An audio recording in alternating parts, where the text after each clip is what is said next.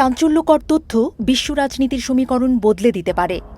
যুদ্ধের ময়দান ভারত পাকিস্তান কিংবা Iran America হোক না কেন, আড়ালে থেকে আসল দাবার গুটি চালছে বেইজিং। ভারতের অপারেশন সিন্দুর থেকে শুরু করে মধ্যপ্রাচ্যের উত্তাপ সবটাই যেন চীনের সামরিক শক্তির টেস্ট ড্রাইভ। কিন্তু কেন এই অতিতৎপরতা?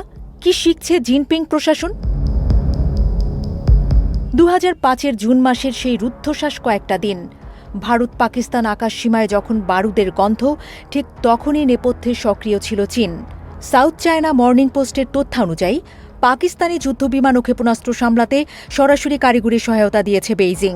উদ্দেশ্য একটাই, ভারতের শক্তিশালী এয়ার ডিফেন্স বা আকাশ প্রতিরক্ষা ব্যবস্থার নারী নক্ষত্র বুঝে নেওয়া।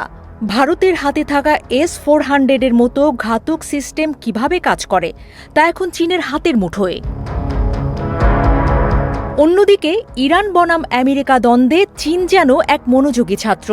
মার্কিন প্যাট্রিয়ট ও থার্ড মিসাইল ডিফেন্স সিস্টেমগুলো কতটা চাপ সইতে পারে তা খুঁটিয়ে দেখছে তারা। ড্রোন ও ক্ষেপণাস্ত্রের ঝাঁকে ঝাঁকে আক্রমণে মার্কিন প্রতিরক্ষা ব্যবস্থা কি ভেঙে পড়তে পারে?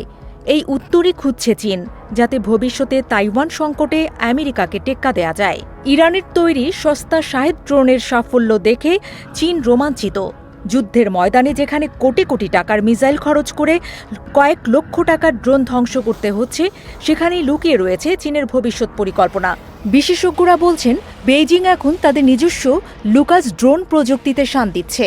কম খরচে শত্রুর আকাশ প্রতিরক্ষা ব্যবস্থাকে ব্যস্ত রেখে মূল হামলা চালানোর কৌশল শিখছে তারা। ভারতের নিজস্ব আকাশ প্রতিরক্ষা কবচ সুদর্শন চক্র নিয়ে চীনের কৌতূহল তুঙ্গে।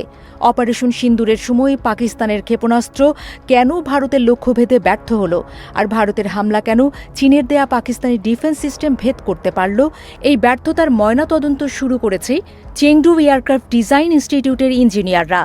ভারতের প্রযুক্তিগত শ্রেষ্ঠত্ব চীনের কপালে চিন্তার ভাঁজ ফেলেছে। শুধু প্রতিরক্ষা নয়, আক্রমণ ভাগেও চীন এখন অপ্রতিরোধ্য। সিপ্রির তথ্য বলছে, 2023 সাল থেকে প্রতিবছর প্রায় 100টি করে নতুন পারমাণবিক অস্ত্র তৈরি করেছে বেইজিং। এর সাথে পাল্লা দিয়ে বাড়ছে হাইপারসোনিক গ্লাইড ভেহিকেল, যা পৃথিবীর যে কোনো রাডারকে ফাঁকি দিতে সক্ষম। এই বিপুল সমরাস্ত্রের মজুত মূলত আমেরিকার আধিপত্যকে সরাসরি চ্যালেঞ্জ জানানোর প্রস্তুতি। আধুনিক যুদ্ধের নাম এখন আর্টিফিশিয়াল ইন্টেলিজেন্স। চীন এখন কাজ করছে এমন এক এআই প্রোটোকল নিয়ে, যা সেকেন্ডের ভগ্নাংশের স্যাটেলাইট ডেটা বিশ্লেষণ করে লক্ষ্য নির্ধারণ করতে পারে। আমেরিকার মেভেন স্মার্ট সিস্টেমের পাল্টা হিসেবে চীন তাদের নিজস্ব স্বয়ংক্রিয় টার্গেটিং সিস্টেম তৈরি করছে। যুদ্ধের ময়দানে মানুষের মস্তিষ্ক নয়, বরং কাজ করবে যান্ত্রিক নির্ভুলতা। অনেকেই মনে করছেন এইসব অভিজ্ঞতার প্রয়োগ হবে তাইওয়ান সীমান্তে। আমেরিকার অভ্যন্তরীণ রাজনৈতিক চাপ, ইউরোপীয় মিত্রদের সাথে দূরত্ব এবং জ্বালানি সংকট সবকিছুই পর্যবেক্ষণ করছে বেইজিং। চীন জানে, তাইওয়ান দখল করতে হলে যুদ্ধকে দীর্ঘায়িত করা চলবে না। প্রথম আঘাতেই শত্রুর যোগাযোগ ব্যবস্থা ও আকাশ প্রতিরক্ষা গুঁড়িয়ে দিতে হবে। আর সেই নীলনকশাই তৈরি হচ্ছে ভারত ও ইরানের রণাঙ্গন থেকে।